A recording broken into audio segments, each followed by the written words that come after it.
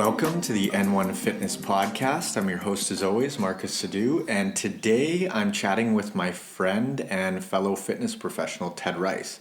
So Ted is also a coach. He's got a successful podcast called the Legendary Life Podcast that I would highly recommend you check out. I'm a regular listener.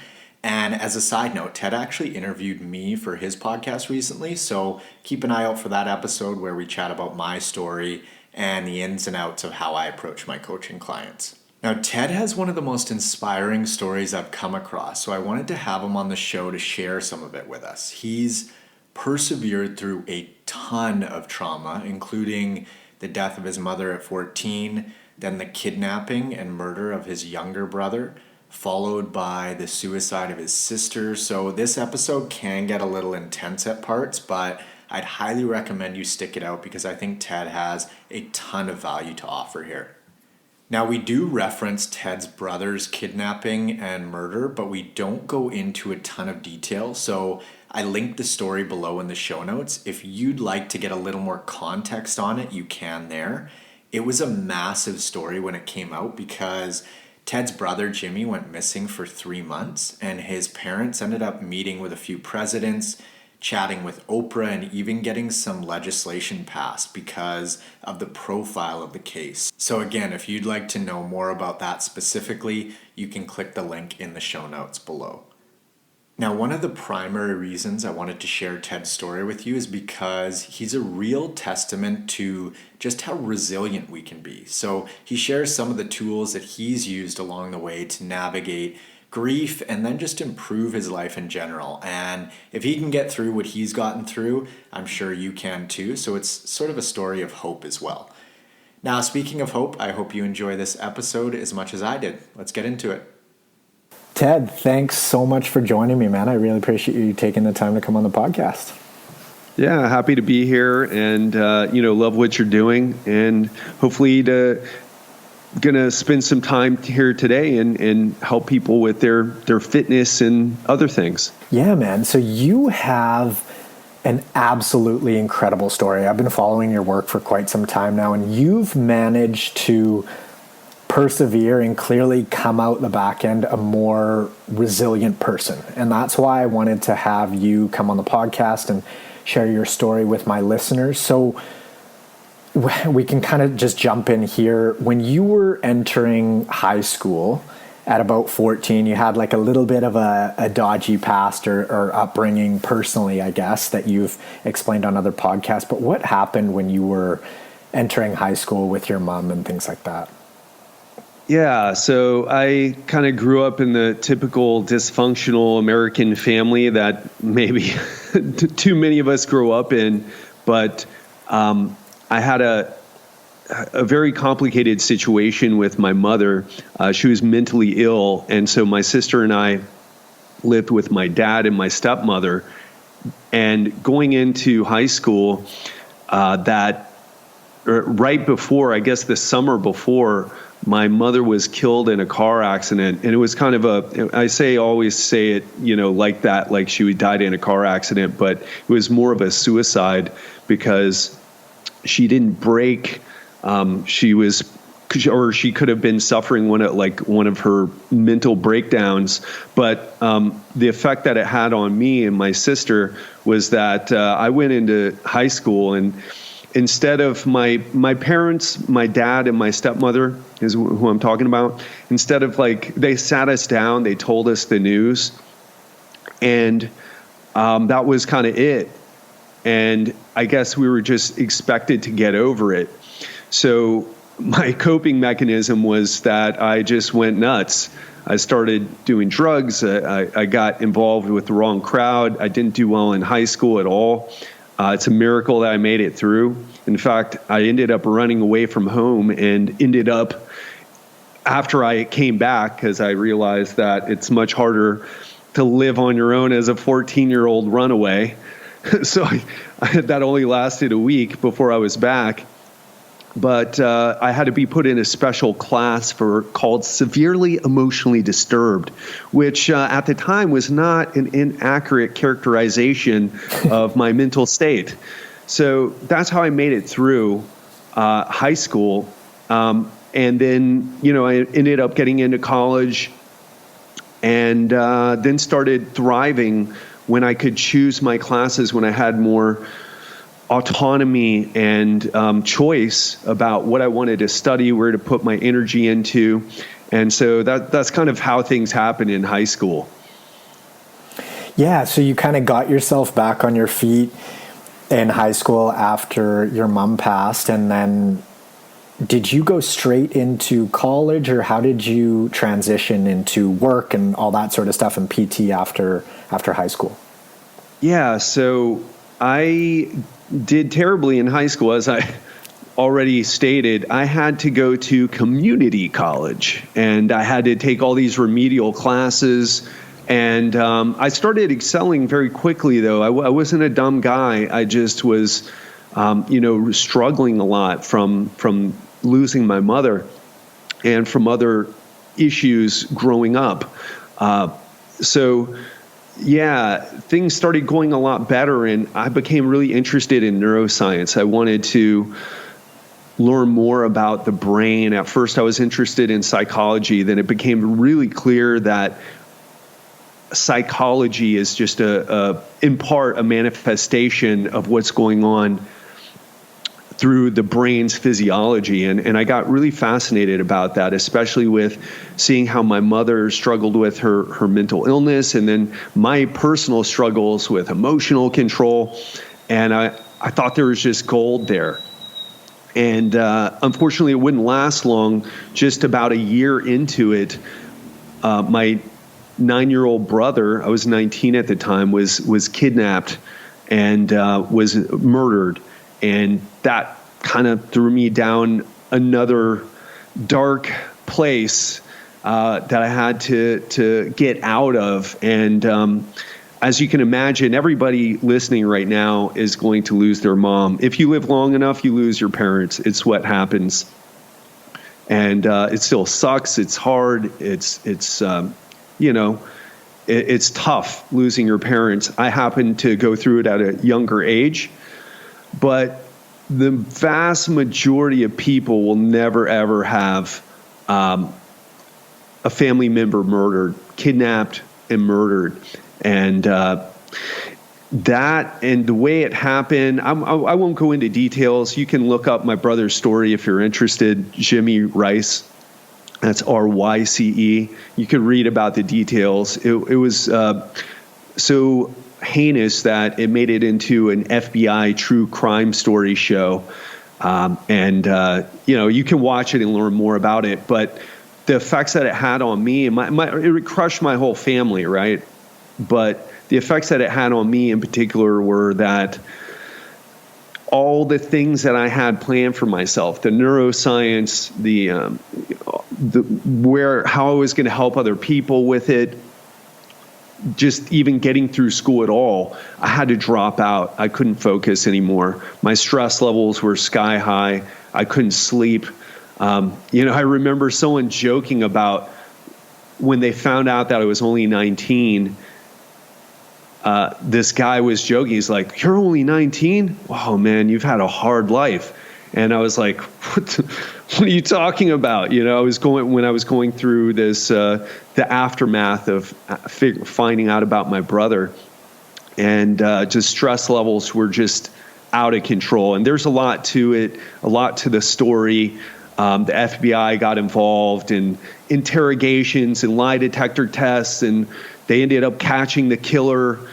It's a really crazy story. It wasn't just, so clear, cut and dry, I guess you would say. But it sent me down a path where I just was completely lost. Everything that I believed about life, about my place in the world, about what I was going to do, all those dreams just kind of fell apart for me. And I was put in a situation where I had to find my way out. And I eventually serendipitously found my way into personal training. And that allowed me to start working on my physical health.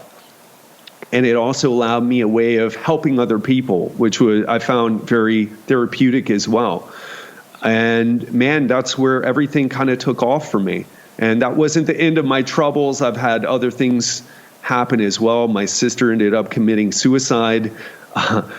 And at a much less tragic level, I've struggled a lot business-wise, finding out how to make my way in health and fitness in a way that kind of combines my story, combines mindset, and putting myself out there to really help people at a deeper level than just, hey, this is the right rep range to build muscle, or, how much protein you should eat based on your body weight.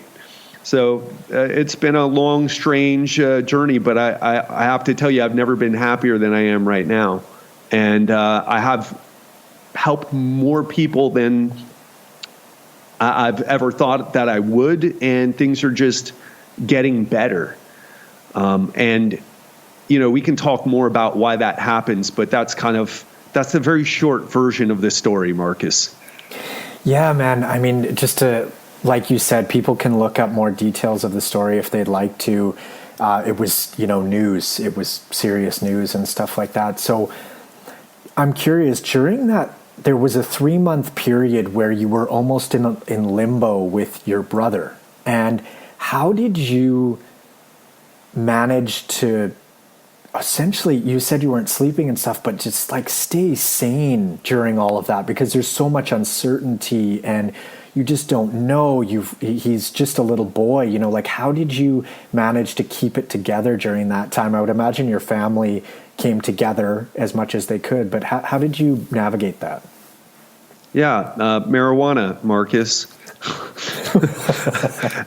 That's only half a joke. And the answer is I didn't keep it together, right? You don't know, partly, especially when you're referring to the time, for those of you listening, where he just disappeared one day. And then 3 months later, that's when we found everything out, all the details. That's when they caught the killer. That's when he made the confession and we learned all the details. So during that time, interestingly, like you never know how things are going to go down when something like that happens. There's no manual for it. There's no PDF download or YouTube course, YouTube videos or online course you can take. And we just didn't know. We were just lost in the search. And that's when I was interrogated by the FBI.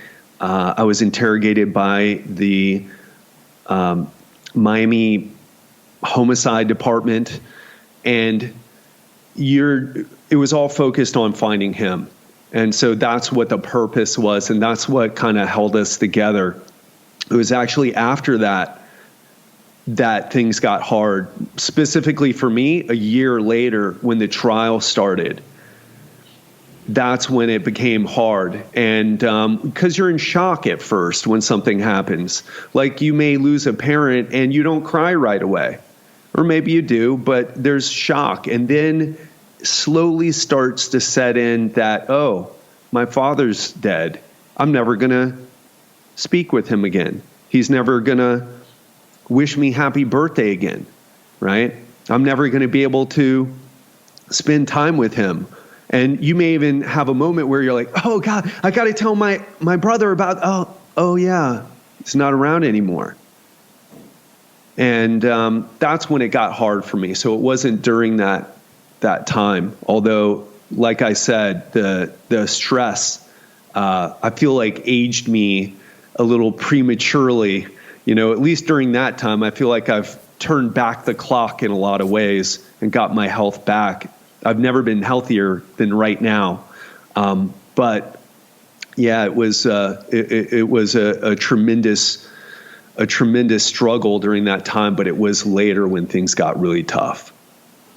So when the trial started, you found that things sort of hit you at that point. How did you, I don't know exactly how long the trial was, but how did you deal with everything coming up all the while? There's all this media attention. I mean, I feel like that would make it more difficult. It would just be in your face all the time. But how did you deal with that? Yeah, so it became big news, like you're just for people listening to give some context, it became big news. My parents met with two presidents, both Bill Clinton, then George W. Bush, and they went on Oprah, and they got laws changed. And so to their credit, they really stepped up and did a lot. But as far as dealing with the media, it was just a way to make sure that things were happening, getting done. Because if the media doesn't care, then we had a lot, because of the media and because of the way we work together with the media, a lot of potential, a lot of people would report, oh, I think I saw your brother, or I think I saw Jim. He was here. We got a lot of people participating. A lot of people cared about it. And so it wasn't easy, and it got weird because you end up attracting these people who are really attention whoring a little bit. It's very strange, you know. In fact, someone asked my dad for an autograph. It's like he was on TV because his son was kidnapped and murdered. But because he was on TV, you're asking for his autograph. It was really strange. It gives you an insight into this celebrity worship culture. So it's not a matter of whether you're famous like Kim Kardashian for, being on a porn movie, or your son was murdered or whatever. It's like, oh, I saw you on TV. It's super strange. But it wasn't that stressful. We were happy that people cared about it, and it made it easier to, or at least for my parents, to get things done and laws passed, because it had the attention of the masses, if you will. And, so that was kind of how we looked at it. Right. And you have always been into fitness and things like that, but did you use fitness as sort of a backbone to build off of during this time, and then just accelerate and sort of fall back on that discipline or stability in your life to help you get through the trauma, essentially? Yeah, I really lost it during that time. During the time that my brother was disappeared, and then everything that happened afterward, I really started losing my fitness. I started turning even more pale than I already am, Marcus, and lost muscles. And, people were telling me, hey, are you okay? You've lost a lot of weight. And it wasn't until later that I started, until I moved out of Miami briefly, and getting out of that environment really helped a lot. It wasn't until then, and then that I started making efforts to getting my health back. And then when I became then when I got into the fitness industry, that's when I really started learning what worked, what didn't. As you know, Marcus, from being in the industry, a lot of people think they know what they're doing, but they really don't. I was definitely in that situation when I was younger. And it wasn't until I got into the industry that I really started learning all the different aspects of health and how to put myself back together. Did you find that you would attract, or maybe even still do, a certain type of client because of the emotional resilience that you've built to this point? I mean, I would imagine that people would feel very just comfortable with you. You're a really humble and personable guy. Has that impacted the type of clientele that you've been able to work with? Yeah. I mean, if you're talking about who becomes attracted to my message or my approach or my personality, sure. I mean, I attract a certain type of person, especially people who've gone through something tough. Like I had a client who, her sister committed suicide a few years ago, and I helped her through that. Not acutely right after it happened, but she was still dealing with some of the issues, and we helped. We worked together to get past some of where she felt like she was still stuck. And other people, they were like, wow, you've done that. So, you have something to teach me, because I haven't been through anything like that, but I feel like emotionally unstable, or I get triggered easily. And so people are definitely attracted to that part.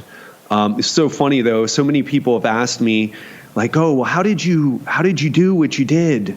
And I didn't have any plan at the time. It was just kind of trial and error, and mostly mistakes. People always see like the end result, not like the struggles that you go through during. But now I've kind of figured out, like, okay, what did I do that worked? And what were the mindset shifts? What were the actions that I took? So now I have a more concrete idea about it. But it was all in retrospect. At the time, I had no freaking idea what I was doing, and most of the things, like I said, didn't really work. But I'll tell you another thing. Sometimes people end up, my clients, they have no idea who I am, because we run ads, and they know me in a completely different way. So I really have a wide range of clients, and I like that. I'll tell you, they all are highly intelligent, driven, high performer types is who I attract. In general, that's probably the main theme between everyone.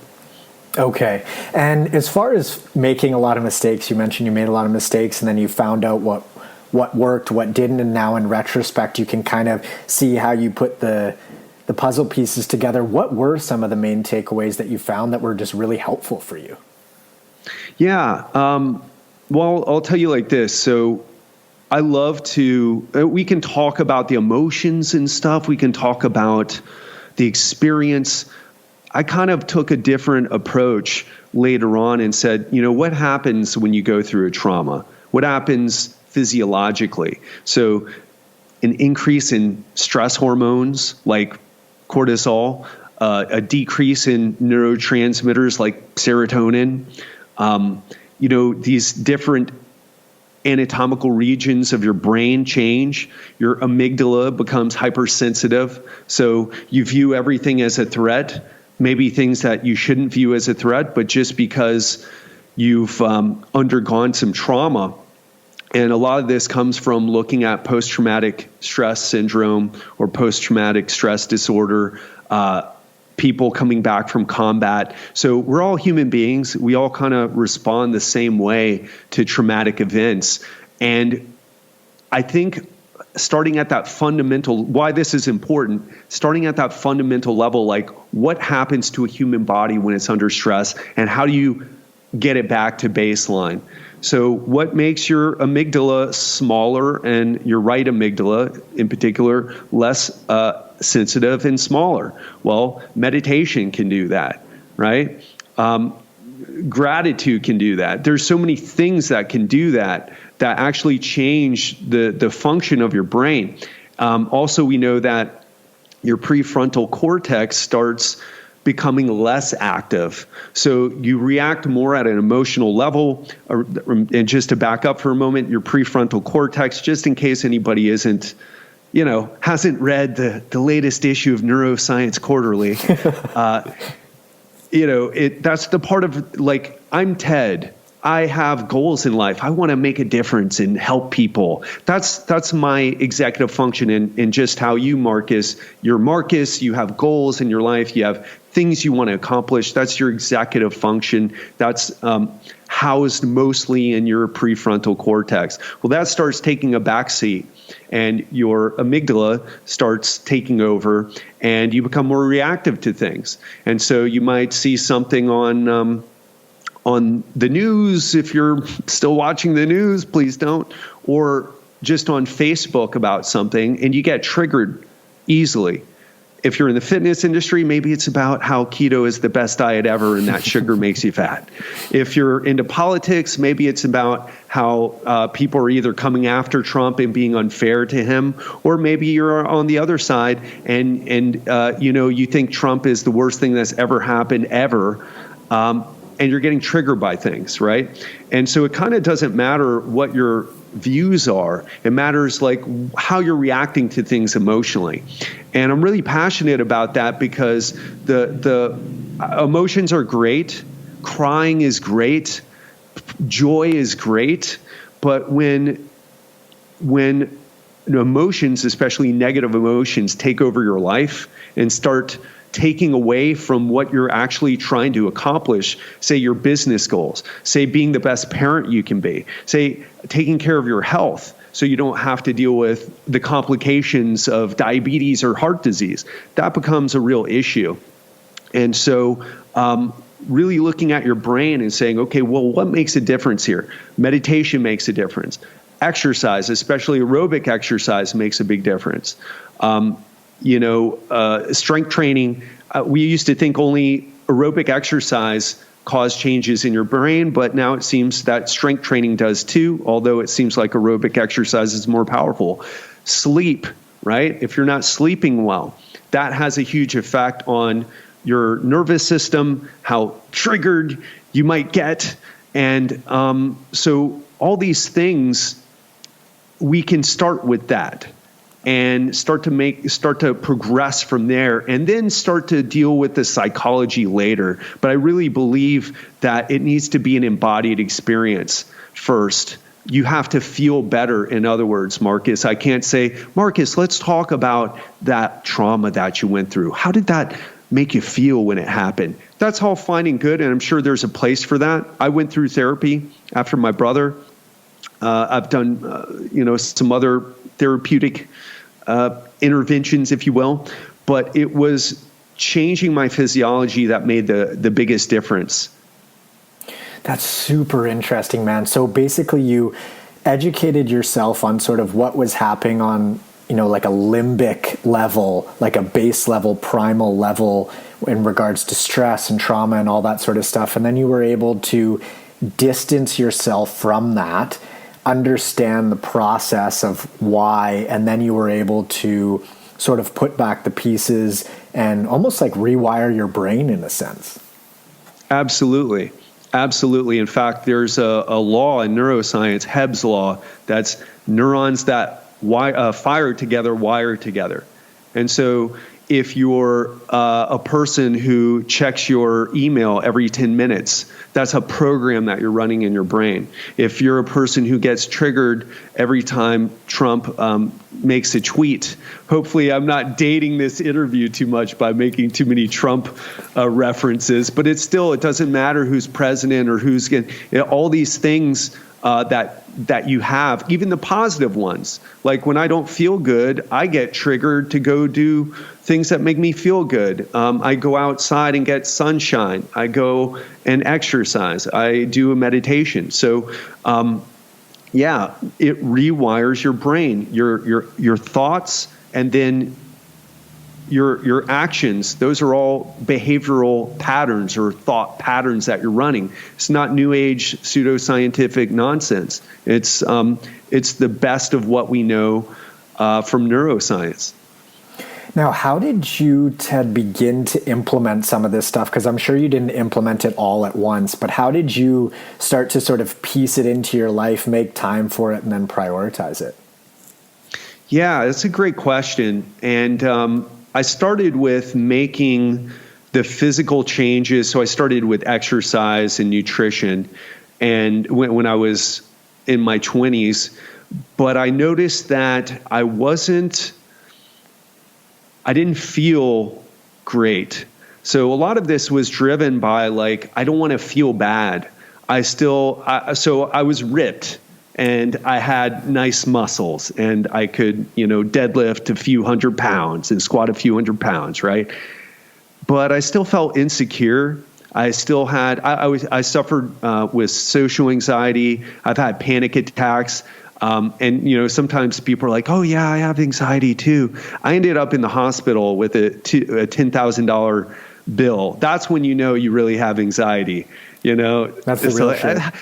Yeah. Oh, I have some anxiety sometimes. I'm like, no, I put my money where my mouth was. I ended up in the hospital because I was having a panic attack. I thought I was going to have a heart attack. That happened to me twice in my life. And, yeah, so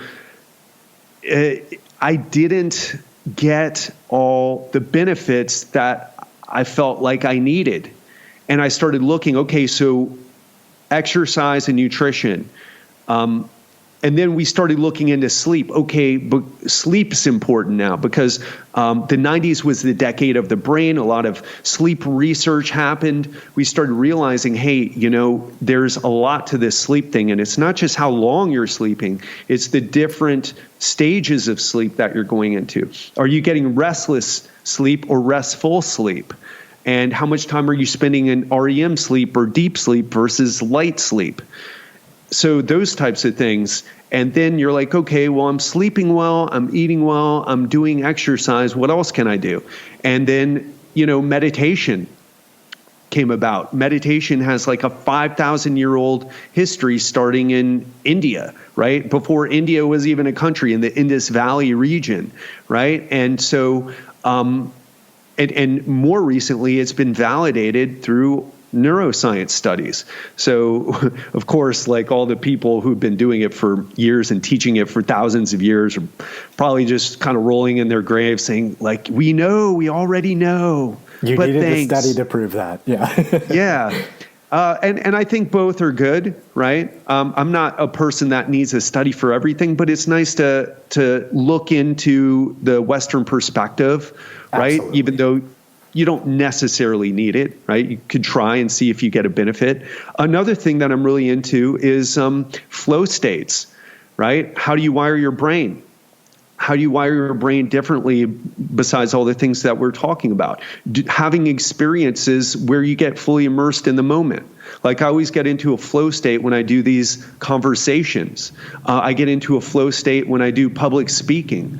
I get into a flow state when I do martial arts. I get into a flow state recently when I was in Bali, or I'm in Bali, Indonesia right now. I went to these rice terraces where they grow the rice paddies, and there was this really huge swing where you swung out over the rice paddies, and it was a little sketchy, Marcus, I'm not going to lie, my man, but I went and did it, and I was in the moment. And those experiences that put you in the moment like that, whether it's something that challenges you in a way that has a bit of risk involved, like the swing or martial arts or going skiing or surfing, or if it's something that's just meaningful, purposeful work where, if you read the book Flow by Mihai Csikszentmihalyi, the Hungarian psychologist that kind of, opened up inquiry, scientific inquiry in this area, there's examples where this woman was baking bread for her community, and it just put her in the zone. And so things like that change you. Also, just having a purpose changes you.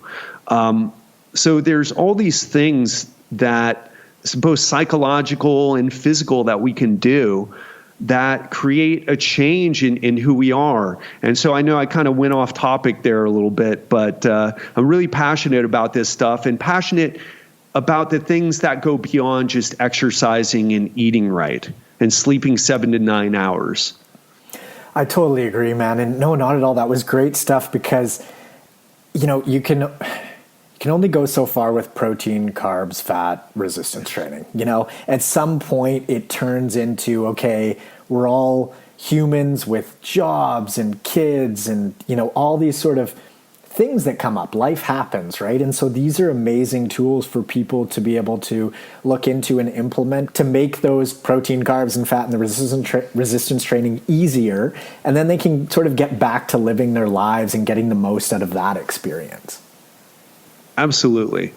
And I think I love the quote by Joseph Campbell, the American mythologist, who said that it's not so much that people are looking for the meaning of life versus the experience of being alive, right? And we're in this culture right now, Western culture, where we overthink, we overanalyze. We listen to podcasts like yours. They listen to podcasts like mine. We read books. We watch YouTube videos. But we're not going out and having the experiences that we should.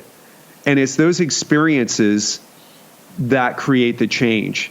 And I'm not saying don't educate yourself. I love listening to, I can't wait. I just downloaded an Audible book or a book on Audible. I can't wait to listen to it.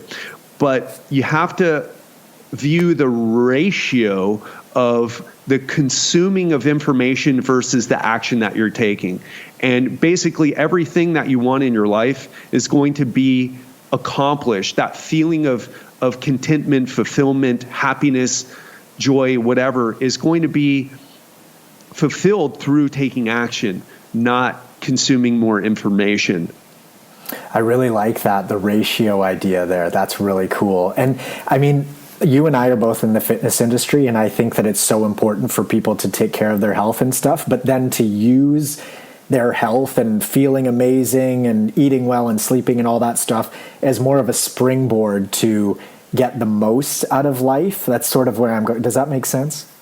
Oh man, you nailed it on the head there, right? And there's so many fitness people, and probably fit people who follow fitness routines who are not, they're just grinding it out and not really going and having those experiences.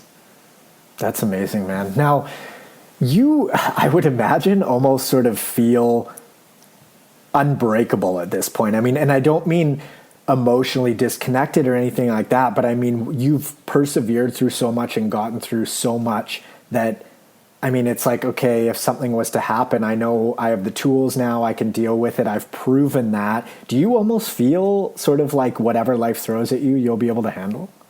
No. And yes. It goes back and forth, you know? I mean, for me, a lot of it is, do I feel well physically, right? My world starts to come undone if I start getting poor quality sleep, if I start missing some workouts, if I start eating poorly, all that goes away, right? I just happen to know why it happens and how to get it back. But as long as I'm feeling like I feel good today, right? Because I'm doing the right things, the things that keep me in. I already meditated today. I haven't worked out yet because I haven't been up that long, but because I value my sleep, Marcus. I like that, man. Can't argue with that. Yeah. So yeah, I mean, I feel like it's always a challenge though. And I'll give you an example to make it more concrete. My dad's 76 years old. He's got some health issues. He's not going to be around in the next 10 years, most likely, maybe even in 5 years. I don't know how long I have him left, how much time I have left with him. And so, you know, it's something that I'm thinking about. It's something that I'm kind of preparing for. But it's not going to be like, oh yeah, my dad died, but you know, I'm cool because I have all these tools, all this. Right. I have this unbreakable mindset. I'm going to cry my eyes out. I'm going to be sad. I'm going to grieve. I'm going to go through all the things that everyone else will go through. You know, I just know I'll bounce back, where I see a lot of people, just to stay with that example, who lose their parents, who get thrown off by years. You know, and that's a much deeper conversation that I don't know if we want to get into, but in the West, we typically stay away from death. It's something that happens to other people. We all know it's going to happen to us. We know it's going to happen to our parents, but we don't really feel like it's going to happen. And then it happens, and then it takes, I've had friends who were crushed for years, for a decade, after their father died, because it was a complicated relationship. And it doesn't need to be that way. But you will have to go through something, and I'll have to go through the challenging times that come when I lose him.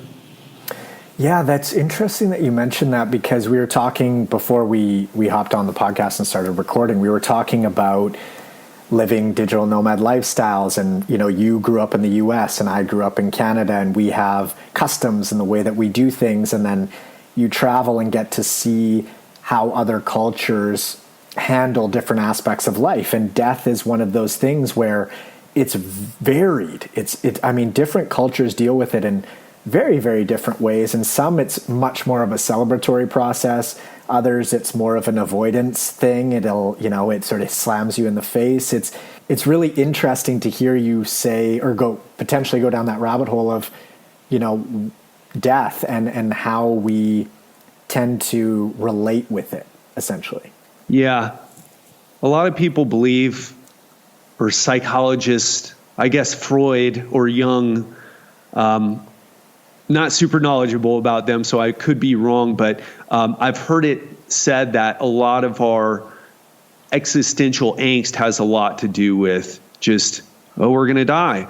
Oh, gosh. Oh, what do I do? Oh, let's watch some TV. Let's eat some food. Let's, watch porn. Let's have meaningless casual sex. Let's just go crazy because of this, this impending doom that's going to happen. And not to get too deep, but it's like you said, cultures rather deal with it in different ways. And one of the things, and this isn't just me talking, there is a great book called The Blue Zones by Dan Buettner, who went around the world to these different areas where people disproportionately live to 100 and beyond. And he was trying to figure out what was different about these people versus the people who live geographically close. So there's not a big, genetics just can't account for it, right? It's got to be something environmental. And he found that, among other things, just a belief in something greater than themselves was one of the key things, one of the key longevity practices that they all shared. And I think in the West, we're getting to this point where even people who claim to be religious, they're buying into the rituals, but they don't really feel it inside, right? And then you have the secular groups that are like, well, nothing. We're just dust, and we came from dust, and then we go back from dust, and life doesn't matter. In other words, nihilism, right? And that's a stressful thing to kind of have going on in the back of your mind. And it seems that this idea, this belief in something greater, and I'm not a religious person, meaning I don't ascribe to any particular religion. I wouldn't call myself a Christian or a Buddhist or a Jew or anything like that. But this is something that I've become more interested in. And meditation has kind of opened me up to that. Being around Buddhist cultures in particular has changed the way that I viewed this. And I can see the way, like when I was in Cambodia, for example, and I was speaking to, because as you may know, the Khmer Rouge, the Cambodian genocide, a third of the population was murdered, right? Or lost their lives because they were worked to death in these fields. And you end up speaking to people. When I was there visiting, I was there to see Angkor Wat, but inevitably this conversation comes up, right, with people, and they start talking about it if you ask.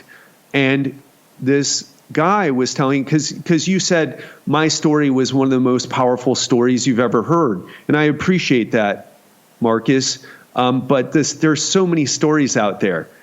I think it's more powerful in the West because we have this more, Pollyannish sort of naive mentality about what life is for the rest of the world. But this guy, he was talking about his mother losing 10 children. How she had 10 children is a whole nother story. Right. That sounds like a lot of work. But she lost 10 children. And we asked, how do you get through that? How do you deal with that?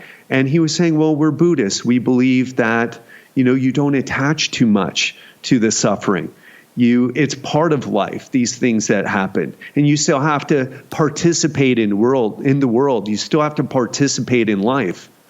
And so no matter what you believe in, the purple flying spaghetti monster or whatever, or God or whatever, having that belief, there's even research showing beyond just the blue zones that it can be very powerful for your health and also relieving that angst that so many of us feel. Yeah, the blue zones are really interesting because they're sort of unexplainable in that they're just these pockets all over the world. I mean, one's in Japan, one's in this remote area of California, there's one in Italy. Like, it's just totally random. And you touched on how meditation has been able to get you more in touch with what's important, I guess I could say, for lack of a better term. Now, you said that you meditated this morning. So how does just a normal or typical day look for you, Ted, from when you wake up until when you go to bed? Yeah. Well, I wake up, I have some water, I do a meditation in the morning. I believe that's for those of us who are prone to getting a little bit more stressed out, a little bit more anxious during the day as the pressures of the day start to build. Meditation in the morning is a really powerful time to preempt that, to make you more resilient for whatever you have to do throughout the day. And by the way, my days aren't that stressful, Marcus. I mean, I don't view them. It's not like I'm working from my laptop in bed. I don't even go to the co-working space like a lot of nomads do, digital nomads. But still, like, just the mental work, the figuring things out, showing up for my clients, figuring things out for them, serving them the best way that I can, it costs energy. And so that energy that you expend can lead to heightened levels of stress and anxiety. And by meditating in the morning, I find that that's really powerful. So I don't believe in any particular, like, the miracle morning or anything like that. I believe everybody needs to kind of find what works for them. And exercising in the morning, a lot of people find that works for them. I try to do some exercise, a little bit of exercise in the morning after my meditation. What the meal of the day, the first meal of the day, when I finally come around to having breakfast, I think that's really important. Again, setting the stage for success for the rest of the day, and whatever methods work for you. And that can only be figured out through testing and, tweaking.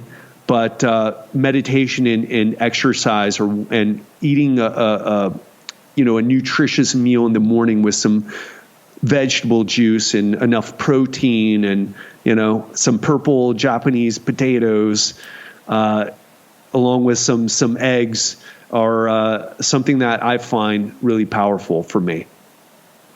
That's awesome, Ted. Now, before we wrap up here, man, where can folks find out more about you, the podcast, social handles, all that good stuff?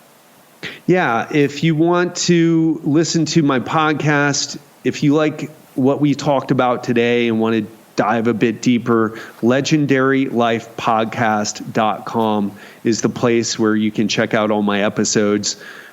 If you want to learn more about how I help my clients, if you're looking to get your health back, lose some fat, perform at your best, especially if you're in the 40 plus age range, that's who I serve. Go to legendarylifepodcast.com/free, FREE, and you can watch my free masterclass. Those are the two best places. And if you want to connect with me on social, Instagram is where I'm at. I'm not really posting much on Facebook these days. So except for my private Facebook group, I don't post much on my personal. But if you do find me there, make sure you send me a message. Otherwise, I won't add you as a friend. It's too hard to figure out who's fake and who's real these days on there. Fair enough, man. I will link to all that stuff in the show notes, and thank you so much for joining me. I really appreciate you making the time. Absolutely. It was a fun conversation. I hope people listening get a lot out of it, and most importantly, take some action. If there's one thing to take away from today's conversation, go out and do something right after this, or drop right now and give me 20 push-ups or 20 body weight squats. Take action on what you on the information that you learn or consume. I hope you enjoyed that interview with my boy Ted Ryce. He's such an inspiring dude, and I know for myself personally, Ted's story put things into perspective a little bit, just because it's really easy to get wrapped up in day-to-day small problems and issues that essentially just don't matter all that much. And if someone can go through trauma and loss like that and come out the back end a stronger, more resilient person, we all have that capability. Again, I'd highly recommend you check out the Legendary Life podcast. Ted has awesome guests on there, and I'm personally a frequent listener. Also, keep an eye out for my interview on Ted's podcast, which should be dropping soon.